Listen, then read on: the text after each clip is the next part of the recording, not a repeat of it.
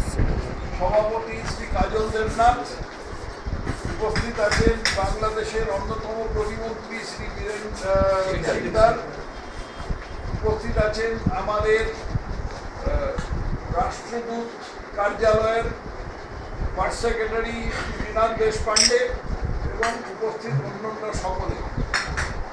আমার এই বছর এই নিয়ে দ্বিতীয়বার ঢাকেশ্বরী মন্দিরে আসা। ঢাকায় এলে আমি ঢাকেশ্বরী মন্দিরে আসবই। ঢাকায় আসার সুযোগ আগে ঘটত না,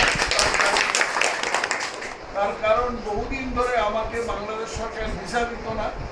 সেটা এই 2015 সালেই প্রথম সমাধান হয়েছিল এবং তারপর থেকে আমার এই তৃতীয়বার বাংলাদেশে আসে। আমি একবার মার্চ মাসে একবার খুলনা গিয়েছিলাম নারায়ণচন্দ্র মহাশয়ের আমন্ত্রণে এবং তারপরে ঢাকা এলাম।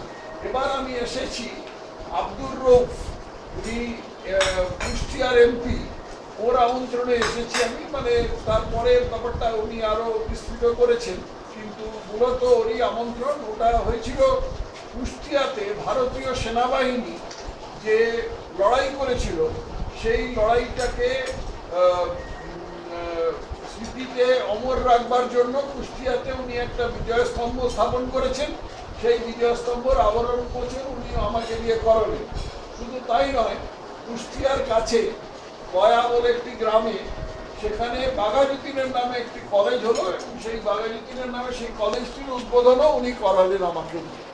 তো এই সমস্ত জন্য আমি ওর কাছে কৃতজ্ঞ, বিশেষ করে কৃতজ্ঞ। আমি এখানে এখানে আমার আসার সুযোগ হলো ওর জন্যই। আজকে যে কথাটা কাজলবাবু বলেছেন, সেই কথাটার পরিপ্রেক্ষিতে আমি কিছু বলতে চাই, যেটা আমি বিভিন্ন জায়গায় বলেছিলাম। কুষ্টিয়ায়ও হিন্দু সম্প্রদায়ের অনেকে আমার সঙ্গে দেখা করতে এসেছিলেন, তাদেরও সেই কথা বলেছিলাম। Exodus of Hindus from east Bengal or east Pakistan or Bangladesh, এইটা নিয়ে যেন আমি কিছু ভারত সরকার কিছু ভাবনা চিন্তা করে।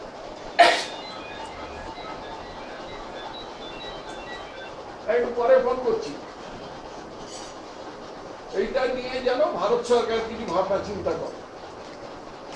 আমার একটা প্রশ্ন আছে, কিছু অপ্রিয় কথা বলতে হবে। আমার একটা প্রশ্ন আছে, কেন ভারত সরকার ভাবনা চিন্তা করবে?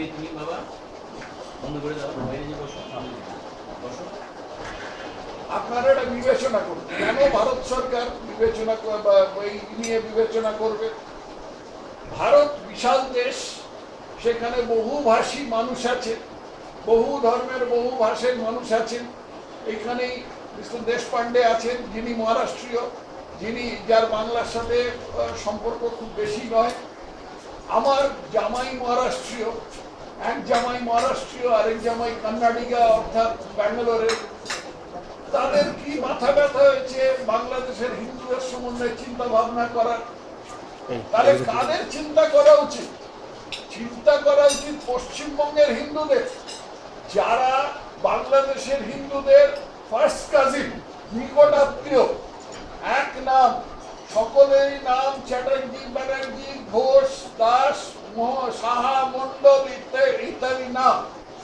অথচ দেখা যায় যে পশ্চিমবঙ্গের হিন্দুরা এই বিষয়ে কোনো চিন্তা করে না। পশ্চিমবঙ্গের হিন্দুদের কাছে বাংলাদেশে হিন্দু আছে এই ব্যাপারটাই অজানা। এবং এই ঘটনাটা হয়েছে গত বছর 50 বছর 60 বছর ধরে পশ্চিমবঙ্গের হিন্দুদের মধ্যে অপপ্রচারের ফলে, পশ্চিমবঙ্গের হিন্দুদের ভুল শেখানোর ফলে একটা ভুল মূল্যবোধ সেখানে সৃষ্টি হয়েছে।